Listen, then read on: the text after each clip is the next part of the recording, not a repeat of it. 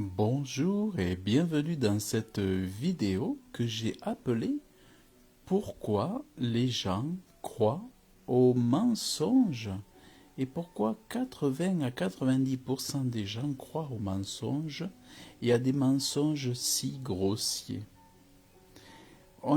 Beaucoup sont désespérés, sont contrariés et ne comprennent pas que les gens soient tellement envoûtés, ensorcelés par le mensonge et ne comprennent pas comment les gens ne retombent pas dans la raison et dans le bon sens. Et en réalité, il y a par rapport à cela une explication euh, précise, je dirais presque un peu cachée, qui ne sera pas expliquée par les psychologues. Ce que je vais vous dire, ce n'est pas expliqué par les psychologues parce que même les psychologues ne l'entendent pas. Parce que c'est seulement spirituellement qu'on peut comprendre cette chose. J'avais tenté un jour de l'expliquer, mais certainement de façon très maladroite.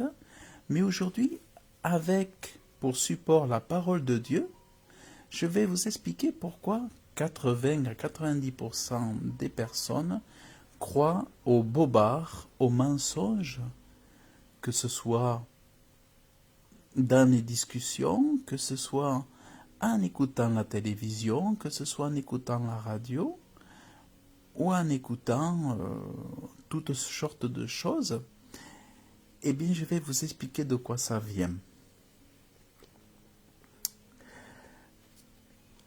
Il est écrit dans la parole de Dieu, dans le psaume 17, au verset 4, « Celui qui fait le mal est attentif à la lèvre d'iniquité, et le menteur prête l'oreille à la langue pernicieuse. » Donc, je vais vous expliquer qu'est-ce que ça veut dire. Ici, premièrement, il est expliqué que celui qui fait le mal est attentif à la lèvre d'iniquité. Dans de précédentes vidéos, j'ai expliqué que la parole de Dieu nous explique par ailleurs que tous les hommes sont dans le péché. Tous les hommes, sans exception, sont dans le péché.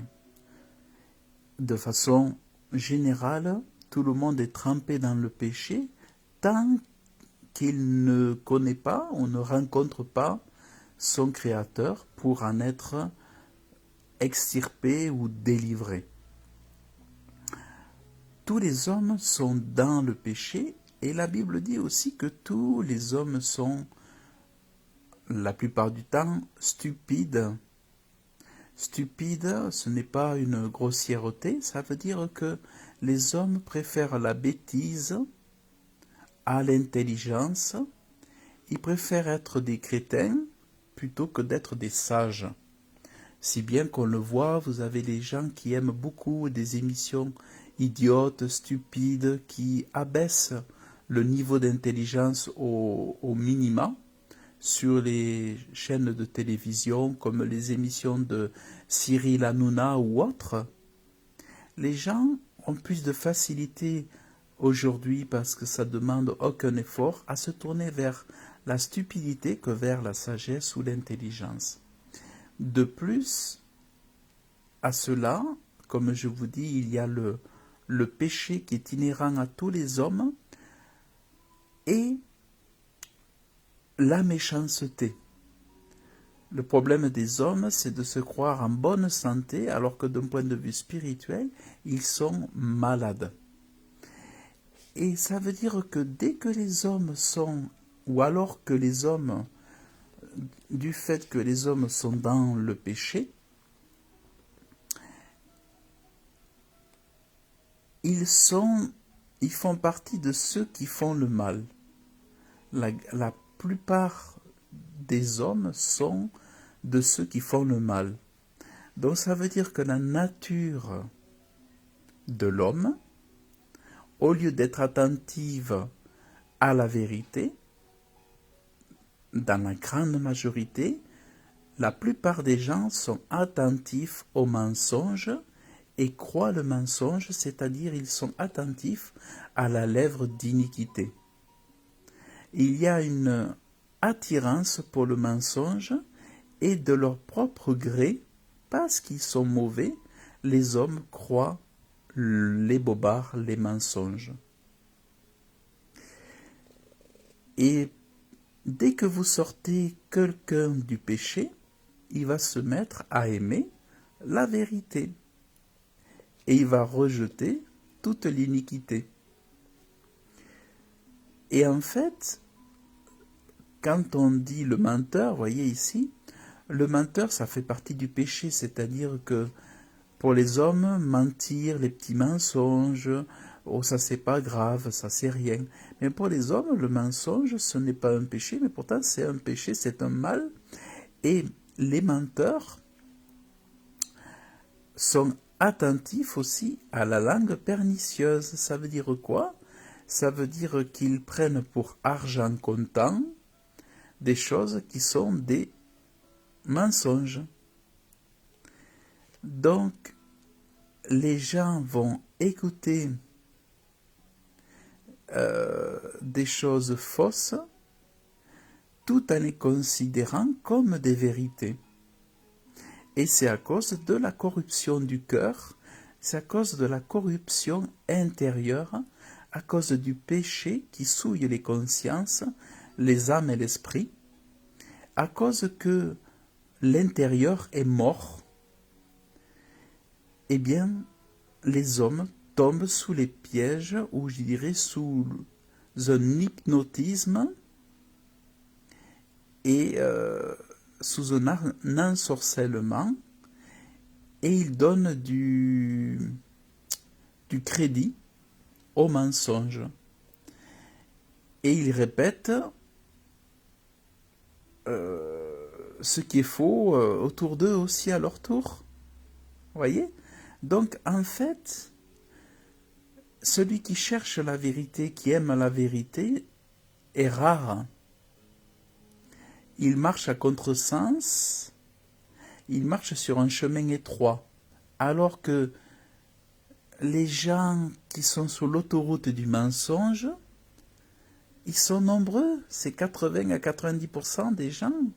D'ailleurs, c'est comme la résistance. La résistance, même à l'époque de la Seconde Guerre mondiale, c'était un tout petit nombre. Et résistance, c'est aussi ceux qui défendent la vérité, la justice, vous voyez. Mais les défenseurs du bien commun, de l'humanité, de la justice sont toujours un petit nombre parce que la plupart des autres sont noyés dans le faux à cause du péché. Imaginons que ces 90% sortent du mensonge, du péché, de l'iniquité, eh bien, ils se mettraient à aimer la vérité et à ne plus se nourrir aux lèvres des menteurs. Ils ne pourraient plus alors supporter tous les mensonges, tous les bobards des menteurs ou des pervers narcissiques, tout ça.